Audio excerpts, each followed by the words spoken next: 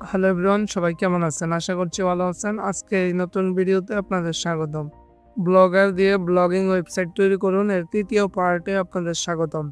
আজকের এই ভিডিওতে দেখানোর চেষ্টা করব কিভাবে আপনি থিমের ফুটারের লিঙ্কগুলো চেঞ্জ করবেন এবং টেক্সট চেঞ্জ করবেন, এগুলো সম্পূর্ণ দেখানোর চেষ্টা করব।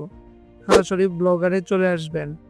আমরা আগের ২টি পার্টে দেখিয়েছিলাম সম্পূর্ণ কিভাবে থিম আপলোড করবেন, এইসব আরও বিভিন্ন দেখিয়েছিলাম। এখন আমি সরাসরি বাই সাইডে ক্লিক করব। 3 ডটে ক্লিক করার পর যদি আমাদের সাইটটি আমরা ভিজিট করি, তাহলে এখানে দেখতে পারবেন বিভিন্ন লেখা আছে এবং লিঙ্ক আছে।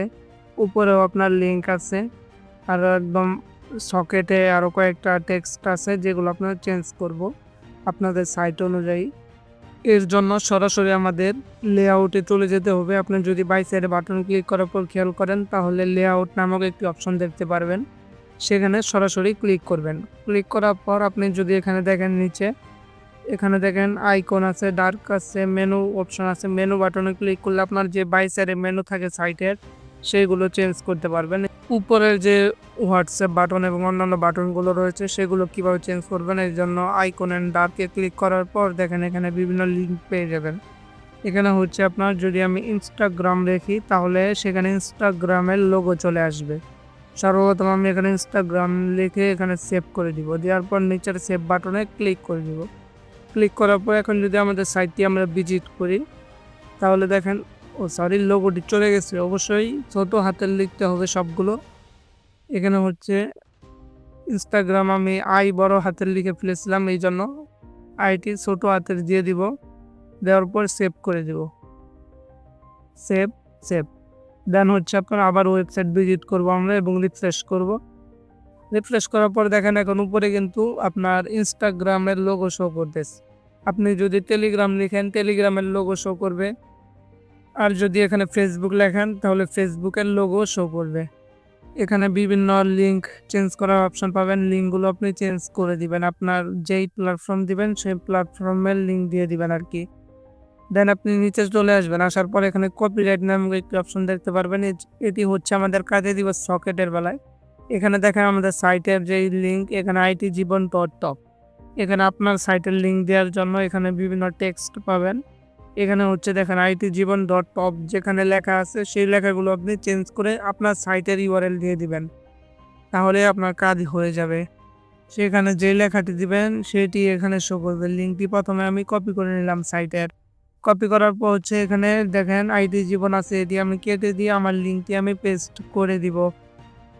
এখানে itjibon.top কেটে দিলাম এবং লিঙ্কটি যেটি কপি করে আনলাম সেটি পেস্ট করতে হবে। এর আগে আমি instantware.blogspot.com নাম লিখে শুধু স্টার্টওয়্যার লিখলাম আর কি, আমার সাইটের নাম অনুযায়ী। এখন যদি আমি রিফ্রেশ করি, তাহলে নিচে দেখেন ইনস্ট্যান্টওয়্যার লেখা দেখাচ্ছে। এভাবেই আপনি সকেটের যে ইউআরএল বা লেখাগুলো আছে সেগুলো আপনি চেঞ্জ করতে পারবেন। এখানে ইউআরএলটা কেটে দিয়ে আপনার ইউআরএলটা দিয়ে দিবেন। এখানে যদি আপনি রেড লেখেন, তাহলে দেখতে পারবেন যে এখানে রেড শো করতেছে। যদি নিচে খেয়াল করেন তাহলে দেখেন, মানে আমার ভিডিও অনুযায়ী আপনি করলে সম্পূর্ণ বুঝতে পারবেন। এখানে যদি আপনি অন্য কালার দেন, ব্লু, গ্রিন যাই লিখবেন সেই কালারে আসবে। আমি ইয়েলো দিয়ে দিচ্ছি আবার। দেওয়ার পর সেভ করে দিবেন। এখন হচ্ছে আপনার অন্যান্য বিষয়গুলো, এগুলো আর দরকার নেই। ইমেলের জন্য পরে হচ্ছে এটি। এখানে হচ্ছে নিচে ওয়েবসাইটের নিচে যেই লোগোগুলো রয়েছে, লিঙ্ক সোশ্যাল মিডিয়াগুলোর, টেলিগ্রামের এবং আরও অন্যান্য ইয়েগুলোর।